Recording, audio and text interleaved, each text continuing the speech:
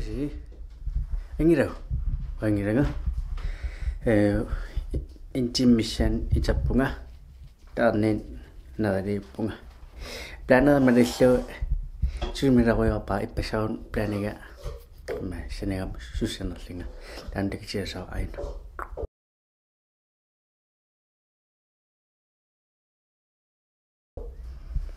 Ja.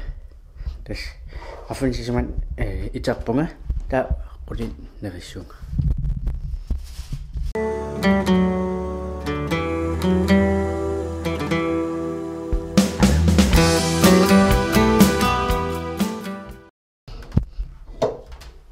Ja.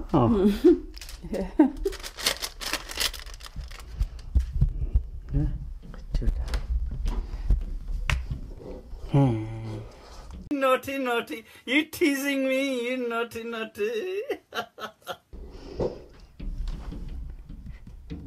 Ha ha.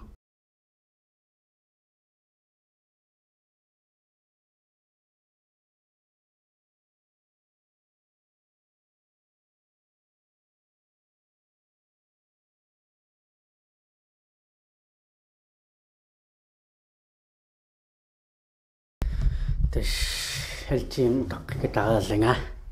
Gehst mir mit dem Anirreich. Who's coming?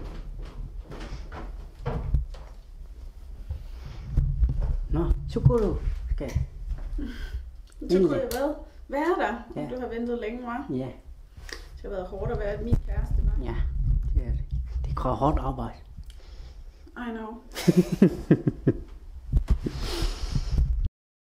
Ja, jeg skal lige have banket det værste væk.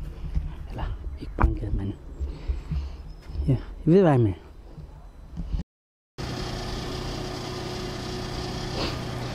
Så det værste væk. Der skal vi have bare bilen til at tø indenfor. Så kan jeg få lov til at lege chauffør? Ja. Heldig mig. Så kan jeg køre mit drone imens. Jeg kan jo flyve, men. Okay. Okay. Sorry, Snoopy. You can't go with us. Dogs aren't allowed on the school bus. Woof.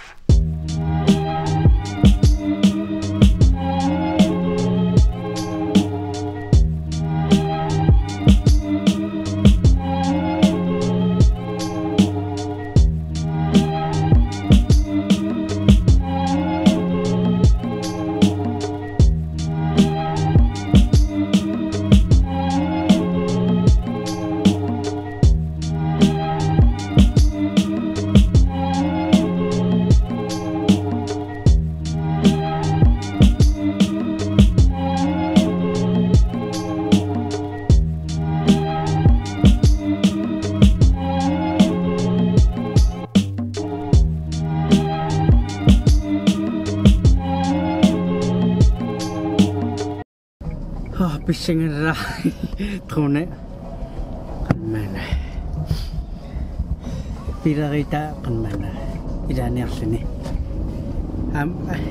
inatim allaqagam isina tartisaallu drunera iskal kusiten der ja bisingera gisanuan så også prøv det skat der massak imagine garasuna IKEA var det ikke det? Jo. For, hvad var det, 17 måneder siden. Da man nabaqarat i Maltimi. Vi skulle på date første gang i IKEA. Ja. Og vi har 17 måneder i dag, så tænkte vi skulle ud og besøge. Vi skal ud og besøge IKEA. IKEA, ja. Ja, yndlingssted. Ja.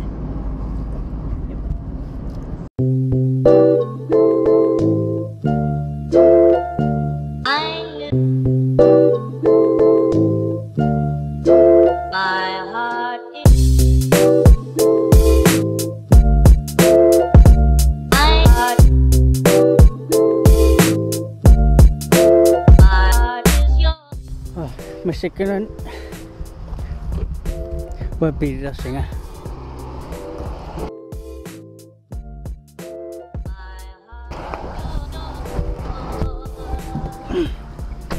Nabi senang set nami.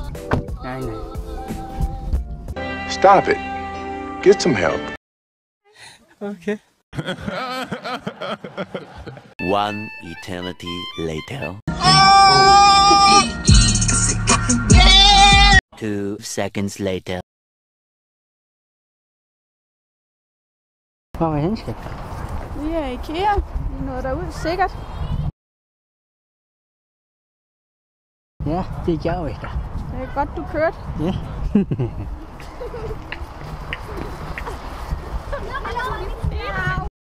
Isabella masih berada papu.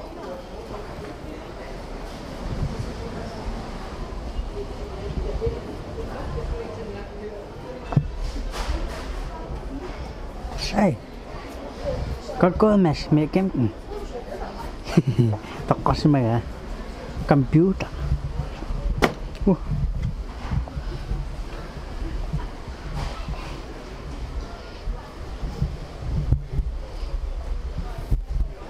Ja, så vil vi komme hjem, skat. Hvad skal vi have til aftensmad? Ja, det er kødsovs. Det gider. Okay. Det er det, vi arbejder med. Er du blevet sat på arbejdet? Jeg bliver sat på arbejde. På vores date? Al Ja. vores kærlighed? Ja. Det er hernede i kassen. Ja. Så er du trykke igen. Jeg ved ikke, fik... Nej. Der. Så vil du se, at du optager. Og når du skal slukke igen, så trykker du bare det samme igen. Det er hårdt at være fotograf. Skal du trykke igen? Yes.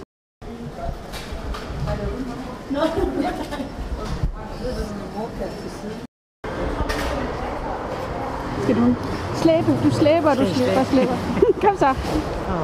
Kapitas er ikke det. Inderrandom. Man bliver forvirret. Og så man bliver forvirret. Altså man skal lære i skole være logisk. Ja, der er mange mennesker. Det er et stort center, ikke? Ja. Det er mega stort. Anden gangen, at man første sal, ja. Ja. Og man kan sige, at der synes man først ned til stuen. Vi skal hjem. Yay. Endelig. Endelig. Jeg vidste ikke, hvis det var Du- dengang, vi lige havde mødtes med hinanden. Hvis det var herinde, så havde det aldrig gået. Ja. Så er jeg kommet stormen ud. Og så havde du forladt mig. det her. Så havde vi aldrig nogensinde stået her i dag, hvor du blev. Ja.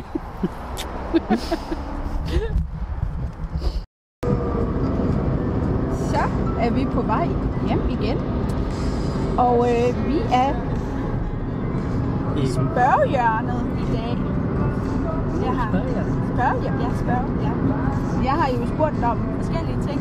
Ja. Såsom du synes, det er træls, jeg render rundt og spørger dig om, hvad for nogle ting, jeg godt kan lide, om de er pæne, om de ser pænt ud. Ja, Ja, det er du helt ret i. fordi at jeg bruger dig lidt som en bedste ven også. Ja. Jamen, det skal man også være, hvis man skal være partner. Først er man venner, så er man partner. Er det ikke det, man siger?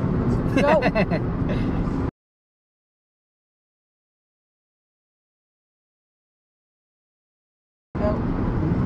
Så har jeg slæbt dig rundt og spurgt om alle mulige ting og sager. Du har spurgt om, hvilken farve ville det? Jeg synes, det var Tæpper. og tæpper og Og sofaer. sofaer. Og jeg synes faktisk, du... Jeg har en god smag. Ja, det har jeg også sagt. Jeg synes faktisk også, du er meget tålmodig. Med alle Jeg er i der- hvert fald blevet tålmodig. Ja. Ja, Jeg også, har taget sin kamp. ja. Men der var også mega mange mennesker. Ja, Så jeg synes faktisk, vi gjorde det godt derude. det gjorde vi. Ja. Du er en bestemt herre, det ved vi. Jeg er ved at finde ud af, hvordan jeg får skoven under dig. No. Så nu vil vi køre hjem og slappe af, ikke også? Ja, det skal vi. Ja. Puha, det var en hård dag. Men, og ro på.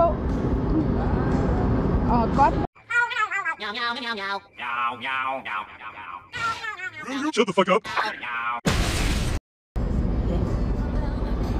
Ude og kigge efter smuk natur og ting og sager her. Ja. Se om vi kan fange det herovre.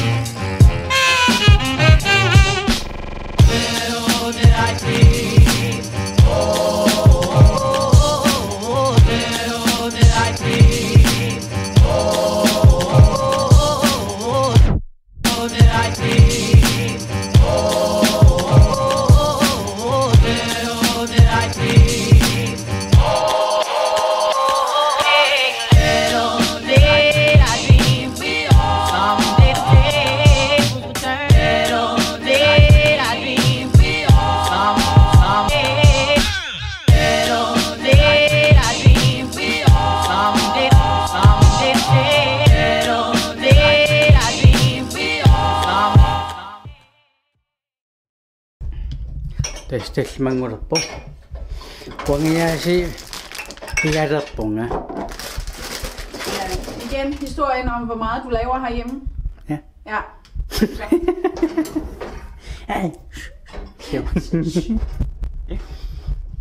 laver meget herhjemme. Fortæl mig. Du er mega dygtig. Du laver rigtig meget. Du er en stor hjælp. Du har lige gået ned med juletræet. Ej, men vi elsker dig så meget.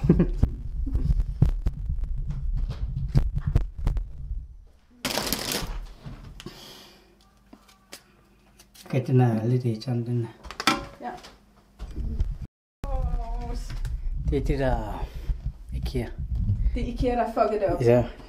Og jeg har været på i IKEA. Jeg kan sige noget mand i matchel. Men det behøver jeg ikke, fordi det skal ind i ovnen. Så Og så er du ikke. det prøvede jeg også. Jeg skulle lige tænke over det også. Jeg har også været i IKEA. Ja. Det er træt på hjernen.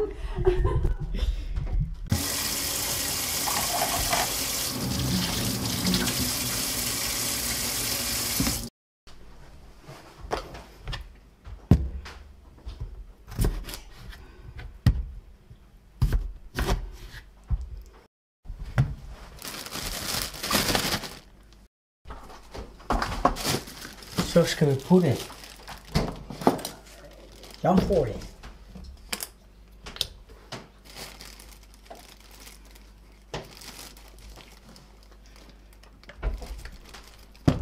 Og så peber.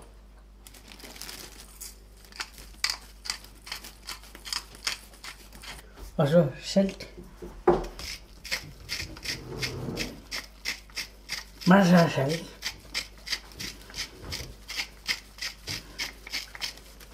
Og så pomfrites krydderier.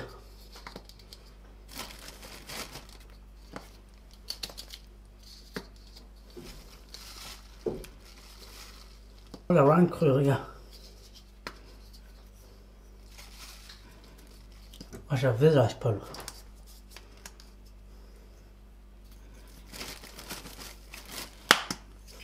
Sådan.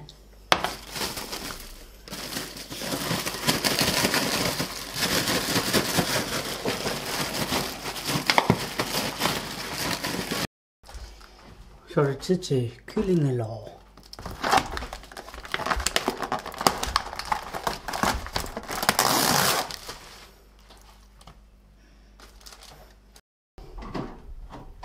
Må det være det.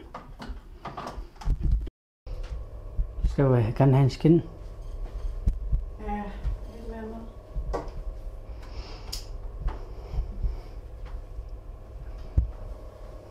Det var mange ting. Også 500.000.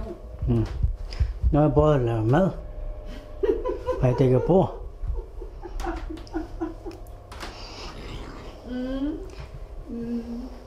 Du er en helt.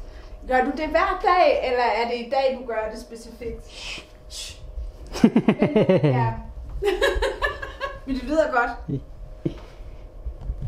Så, nu vil jeg gerne udspørge dig. Nu er det min tur. Så, kan du huske dengang vi mødtes i IKEA? Ja. Hvad tænkte du om mig i første omgang, da du så mig? Tænkte du var smart i en fart? Ja. Meget smart i en fart. Det var jeg, fordi jeg havde gjort mig flot. I hvert fald smart. Ja, jeg tænkte, at du sad og var, kan jeg huske, uden fra IKEA, i en hvid bluse og nogle sandfarvede shorts, tror jeg. Og Det var omvendt. Omvendt, var det? Det var omvendt? grå shorts og så sandfarvet skjorte. Ja. Men jeg kan huske, at med solbriller sad der rigtig og slængede dig i solen. Rigtig smart, og jeg tænkte, det her ved jeg ikke, om jeg kan. Jeg tænkte, du var for smart til mig. Ja. Hvad tænkte du? Ja. Ja. Dengang jeg så dig første gang, jeg blev overrasket, fordi jeg troede, det var... Jeg troede, jeg var tyk. Det var, tror jeg, fordi at man kunne se på det profilbilleder på ansigtet. Jeg tænkte, okay, hun ser rigtig sød ud, men at kvinden, det har det med, at de gemmer deres kroppe. Jeg tænkte, men hun ser rigtig sød ud, jeg kan lige give hende en chance. Så dengang jeg så dig første gang, der blev jeg positivt overrasket, at du ikke var stor. Ja. Så, men dengang vi begyndte at tale sammen, altså dengang du begyndte at snakke, så sad jeg og tænkte, nej, du snakker for meget. Ja. Fordi jeg har det sådan, at hvis jeg møder nogen, så er jeg faktisk ret stille. Ja. Og så tænker jeg, okay, det kommer til at gå skidt det her, fordi du snakker meget, og jeg er sådan en stille type. Ja, det er rigtigt. Det kan jeg huske. Du var lige stille inde i IKEA, og jeg tænkte, at nu må vi se.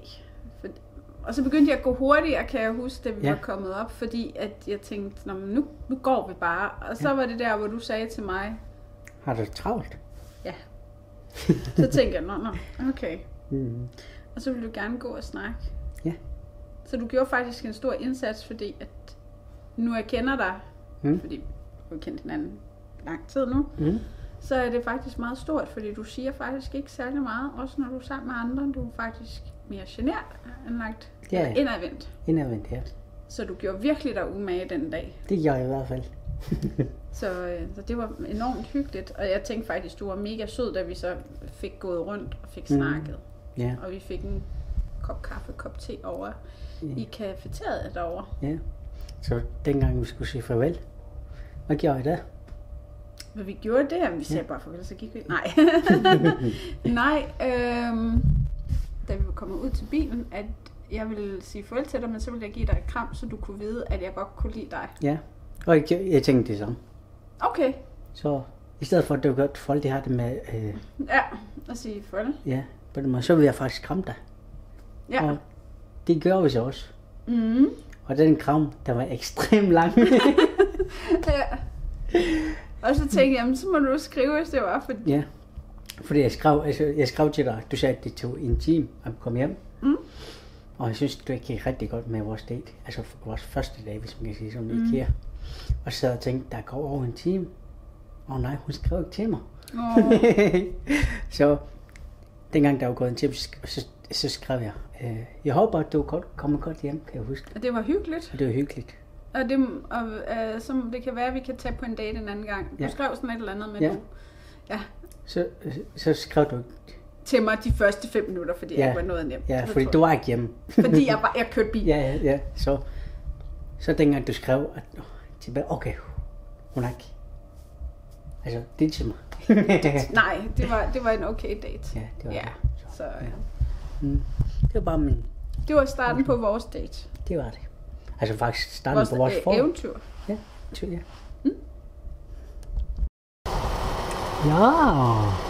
Hvad synes du?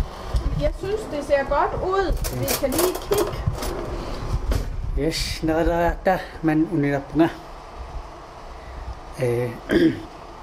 Tuklen. Kan vi sige farvel? Farvel. Hej. Tuklen. Dagi.